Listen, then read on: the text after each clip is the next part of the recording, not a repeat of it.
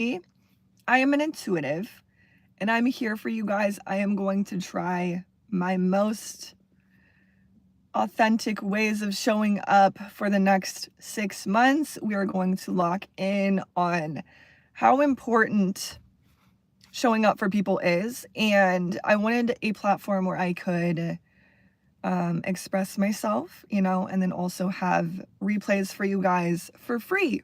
We're going to have a whole library here for you guys. So today's topic, I really wanted to dive into something where I see a lot of clients coming to me with this very similar wound, not understanding what the wound means. And we're going to dissect that a little bit today. So I'm so excited for you guys to be here on my channel. We can be heart to heart, face to face. Okay. Yesterday I had a video that was recorded in my bathroom, and it was about reflections. And then we also went into addiction and what addiction means at its core. So today we're talking about the motherhood wound. So I want to give you guys some backstory on me really quickly. And then also we can pivot to, I also have a podcast on Spotify that is called Flying Changes Podcast. As you guys know, I work a lot with animals and I work with humans. And I help you guys understand the connection between humans and animals. But I also want to tell you guys a little bit about my backstory in the way that a lot of people will not perceive themselves in this way or see that there is a way out of this repetitive pattern that keeps happening in their life. So I wanted to be here today to help you guys with this. So growing up, I had this parental situation where I had a dad that was not physically present. Even when he was in my life, he was just not physically present there. And then I had a mom who was not emotionally present. Okay. So from both of those, I had to grow up holding all of those pieces. As you guys know, as an intuitive, we can look into all of these universal laws going on at play. And I also want to preface this by saying we all have intuition. We all have the ability to see from a bigger standpoint. Now, for the longest time, I just thought, woe is me. This is a really sad thing. I grew up, poor me, victim, victim, victim. Not seeing how well I benefited from the situation that I was in for a long time to push me into a new reality where I stand in my truth. I self-honor. I see myself to my capabilities that my higher self built me with, okay?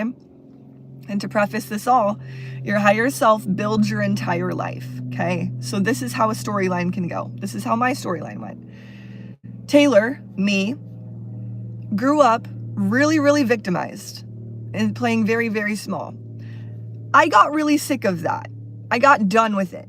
I was like, this is so stupid, and I hated what I was creating. I hated my life.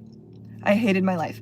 It took a bullet going a foot from my head to wake me up, to realize I wanted something different and that possibilities were out there. So I decided from this waking up moment of, I don't want this anymore. I'm done with this. And I had to shift into somebody who didn't allow certain things. That is not part of my reality. And now it's just a deciding point. We decide. We put a nail in the ground and we decide, I'm building from here. I don't care if it's going to take me 10 years. I'm not doing this again. It's a decision. Now, with having a very victimized childhood, I looked to authority from my mother, from my parents. I looked to authority. The problem with that is my safety was always outside of me, right? I was always clinging on to my parent for safety. You'll see a lot of women do this. They will cling to a parent. They'll cling to a relationship, thinking that financially, I can't do this by myself. I can't financially do this by myself. I have to cling to a relationship. And the relationship is keeping you wildly small, to the point where you're not able to create big things because you are stuck in a relationship that is not for you. And I've seen it happen again and again and again and again and again. And I've also been there. I decided that if I wanted a big life, certain people could no longer be in my ear or in my space. Why? Taylor, that seems rude. It's a loving component to where I won't put myself around people who are going to tear me down out of their own insecurity, right? Because if somebody says, you're not successful, you're never going to make anything of yourself, that is their own thing. And I don't need to be around it. I just don't need to put myself in a space that is like that. Now, there is always a reality where you can shift somebody. I'm not saying that nobody can shift, but if the track record is you've been like this for 27 years of my life, which I'm 28, you've been like this for 27 years of my life and nothing has changed, I don't think that this relationship is going to help me evolve to the version of myself that can hold a lot of responsibility, hold a lot of weight, hold a lot of energy to the point where I can grow and amplify whatever I want. So for the longest time, for 27 years of my life, I was stuck in this relationship dynamic with my parent because I saw them as safety. Okay, because they had this form of safety that was very superficial. Okay, and I never thought I could do things by myself. So I clung on to them for safety, and I've seen this happen so many times with not only me, but other women. They stay in relationships because it is quote unquote safe. The safety that you have right now is the comfort that your brain is used to. It is not actually safety. The safest thing you can do is rely on a source that is greater than you. I like to call it the designer. Some people call it God, some people call it source. The designer is here to help you in your creation. Creation itself is just you. So I know this is like so deep and so detailed, and we could go on for hours talking about like your creator field, the electromagnetic field, how we manifest, the thought forms, the electromagnetic pushes and pulls off of your field, how to create certain things, the ingredients in your field, all of this, and you're still relying on somebody outside of you to pay your bills. That makes no sense to me. You are your security. You are your safety. Safety is a feeling. Safety is nothing more than a feeling. Safety is a feeling in your body. And when we allocate outside of ourselves these feelings of safety, we're met with more of the opposite. So why on earth would I make something in my reality mean something about me? Going back to this mother wound that I had, this person kind of like scared me to a point where I thought that leaving the relationship, very much like a bad partnership dynamic, I thought that if I left this person, that everything in my life would collapse. Was that the truth? I had made it my truth. So when I left the relationship with my parent, everything fell apart. Because that was my truth. That was the thing that was scary that I was running away from. But I've had to rebuild all of that back, and I've done it by myself. And it was the hardest thing I've ever done in my life. But people, like I said, stay in relationships because it is easy. It's easy to see that, oh, you're just paying all my bills. Oh, you're just giving me all of this. Oh, you're just doing all of this for me. That is easy. What is the harder route? The harder route is always the right route. Nobody is going to save you. No one is here to save you except for yourself. So when I realized that my safety cannot be allocated outside of me, I started doing all of these things physically to maintain my safety. What does this look like? I started doing all kinds of training. I started doing self-defense. I started doing jujitsu. I started doing firearms training. I am the safety. It is not outside of me. You cannot save me. So when I started doing all of these things and becoming safe for me, my own warrior, my own bodyguard, my own security, I now have it coming in because I gave it to myself first. It's never about gaining these things from the external. So becoming what you want from the person that you think is keeping you stuck. Becoming what you want from the person that is keeping you stuck. If you want to have financial abundance, if you want to have your own financial situation that's booming, you have to dig into how valuable you are. Value is the physical manifestation of value is money. So if you find yourself to be valuable, if you find your time to be valuable, you will see that money manifests. You are here to manifest these things, but you have to become it first.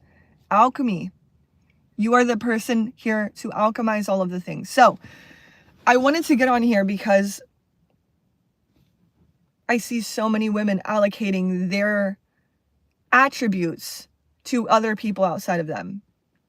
It is never about anybody being outside of you and holding those things for you. You are already that. And there's so much like stigma. I remember so many thoughts when I had separated from my parent of like, oh, I'm a bad daughter. Oh, I'm the worst in my family. Like all of this. When the universal law of abundance states that nothing is ever gained or lost. There is no gain or loss. There is no such thing. And I know that that can break your mind if you don't understand how balance works. But attributes are all around us, and we always have all of our attributes. Nothing is ever gained or lost. So with knowing that, I never lost the attributes of, let's say, a parental figure. I just gained them. I gained all of the things I wanted from somebody else, meaning the safety in this instance. I wanted safety, so I became the safety. It's like now we're able to hold different things. And I'm no longer reliant on somebody else for that thing, because now you come to me if you want safety. And it's like I hold all the cards now. What are you gonna use against me? Let's play some chess real quick. I become the thing, now you want the thing. I become valuable, now you want the value. It's always this, and we see this so many times. Somebody gets out of a relationship, they have this like glow up situation, and now everyone is frothing at the mouth, like begging for 2 ounces of their attention. That's how it should be at the beginning. Know your worth and value, add tax. When you don't see yourself as the best, which I didn't for the longest time, because who am I? You know, just this girl from Nebraska who had a bachelor's degree, who worked at a bank. I was all of these things until I woke up one morning and I was like, life has to be bigger than this. Life has to be better than this. I'm done with being walked all over. I'm done with being in situations where people have the lowest self-image and are taking it out on me. Fuck that. And I just could no longer stay complacent in that way. I was no longer willing to people please anymore. And that came in the form of me deciding that that was no longer part of my story. You are no longer part of my story because I'm going in a different direction now. And you're not going to recognize the new version of me. So if you don't like that, and if that presses you up in some sort of way, me being successful and helping people, you can leave. Because at the end of the day, when we step into the knowingness of who we are, it is not a backhanded slap to anybody. You are now helping a collective of people. I mean, so many times I've sat with the idea of like, people aren't going to like me when I'm this very cut and dry version of myself. But the reality of it is when you show up as a leader and when you show up as possibility, yes, some people are going to be weird about it, but like, we want honesty. At the end of the day, if you're just telling me I'm beautiful all day or I'm pretty all day,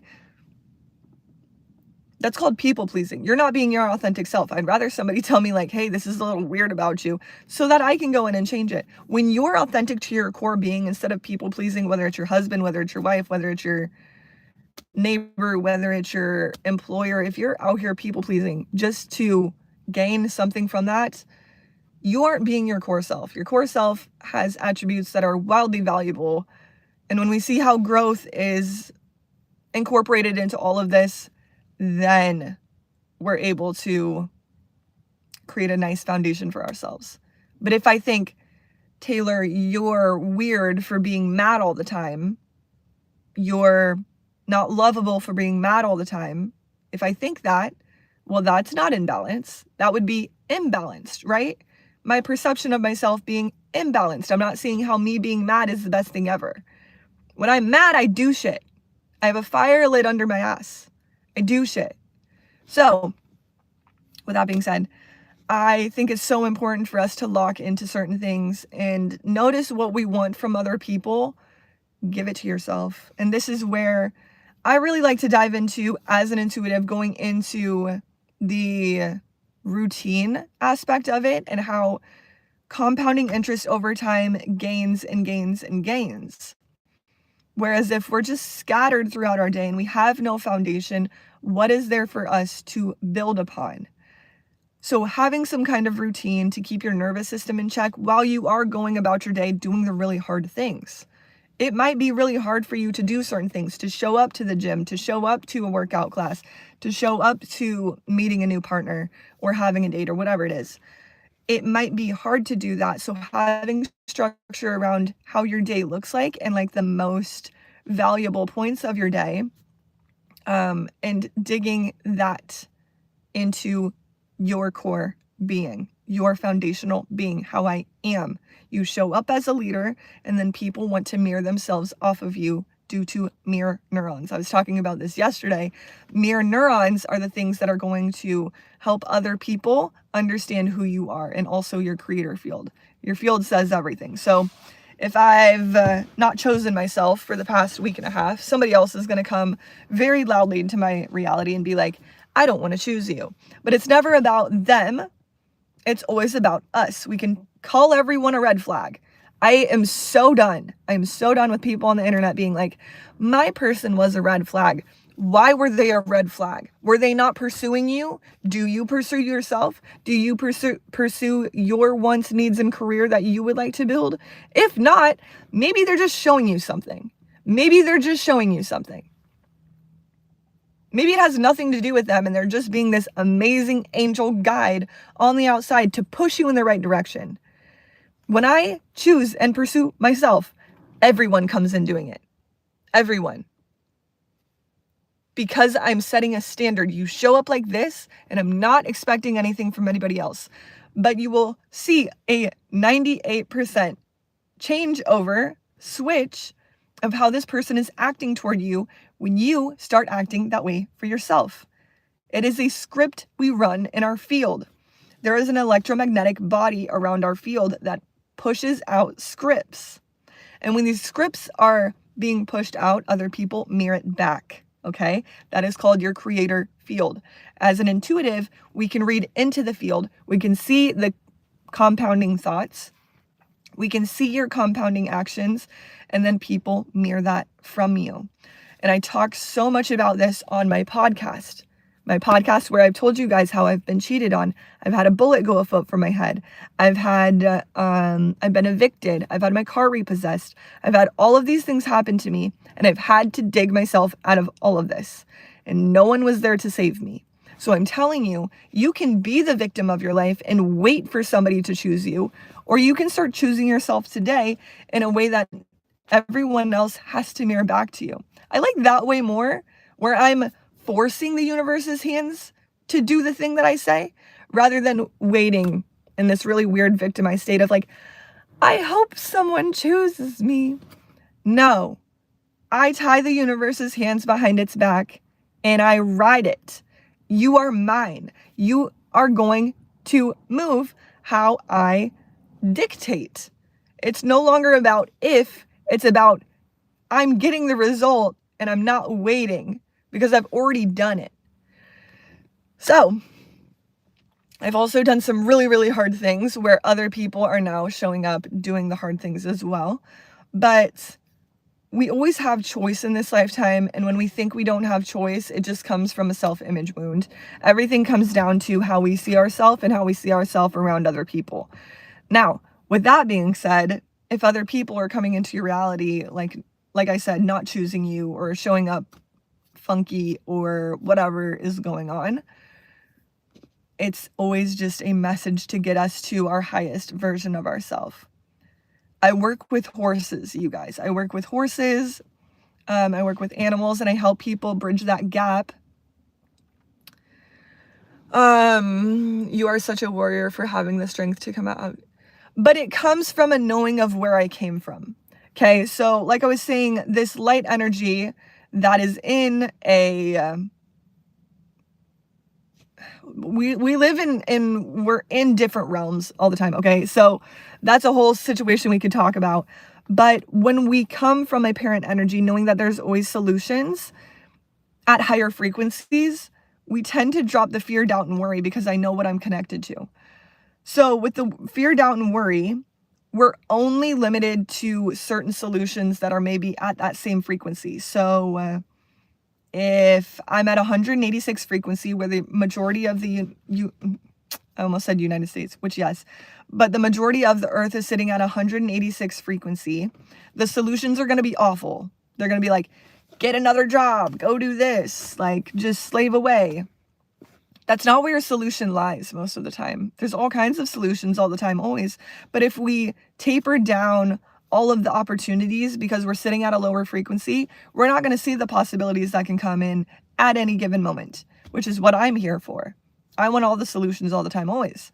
And I know, because of a belief that I've created, because of the obstacles that I've gone through, that there's always a solution, because we're always connected to our parent energy.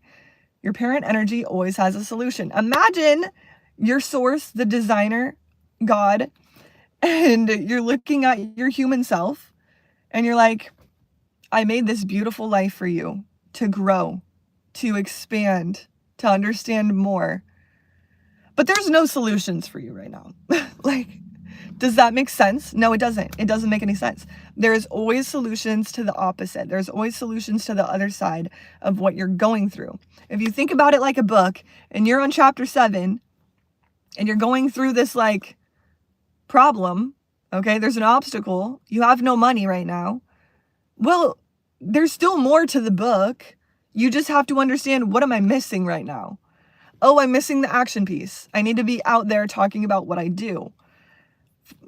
For example, here I am on live talking to you guys about what I'm doing. I'm taking action upon what I know and who I came here to help, and aligning with those people. So if you see more into opportunities or possibilities or want to create differently, that will sit at a higher frequency. You'll have to get yourself to be around people who have more possibility in their field, which is something you normally have to fight for. Like when people want to work around me, you got to fight for that one a little bit. You got to want it a little bit more. So with that being said, today I wanted to tell you guys about how we're staying so complacent and stuck in dynamics because we can't see ourselves by ourselves having more. We can't see ourselves as whole, and we think that we need to allocate these resources to other people. And I've seen it a lot of times happen where women will turn to maybe not the highest frequency ways of creating wealth by intimately creating things online, and they are then lowering their possibilities to create even more wealth. So I talk a lot about intimacy and how wildly reflective or obstacle ridden it can be. A lot of people turn to intimate situations online to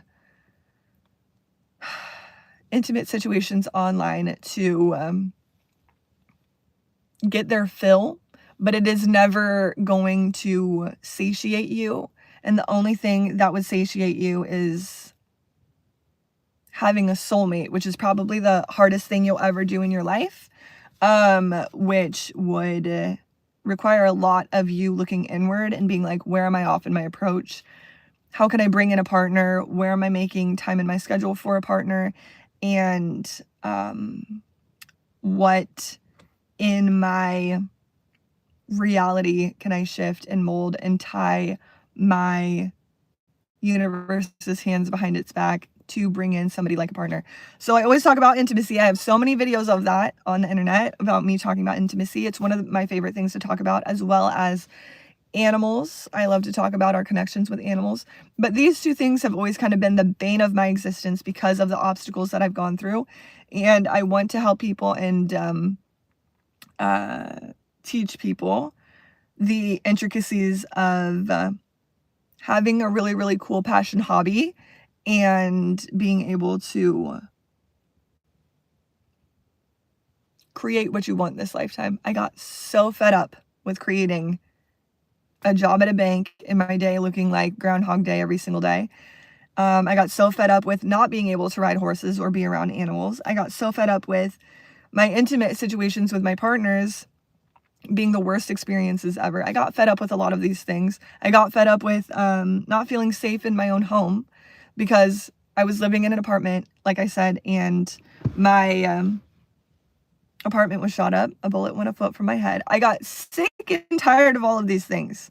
So I did something about it. I decided, I chose. And from that deciding and choosing, I had to lay foundationally each brick, and it was the hardest thing I've ever done. So don't expect your good life, a good life, to come from, oh, it was all easy. It's not easy. I don't know who's out here telling you it's easy. It's not easy. It's not an easy thing to do, to create a beautiful life. But it is going to be the most worth it. Somebody on here is talking about my hair. My lion's mane, I think because right now there's like this piece that's like this, and my mind is just like, Taylor, fix it. So this person's being a lovely mirror to that, but I promise you, we got the mane on check today. Don't forget it. Y'all see the mane. Your hair on the outside is the physical representation of your intuition. That's why we got the 30-inch bust down. She's all mine, guys. This is all Taylor right here. I've grown every inch. And what? So, with that being said, I love you guys with my whole heart. You guys have had me for the past 30 minutes, and I have some things to do today. So we got to get that done. But I hope you guys are having the best day. I hope this helped you in any ways that you needed today. If you would like to get a hold of me, my email is open for you, as well as if you would like to go to my Instagram, I have other things for you on there. I love you guys with my whole heart, and I'll talk to you real soon. Bye.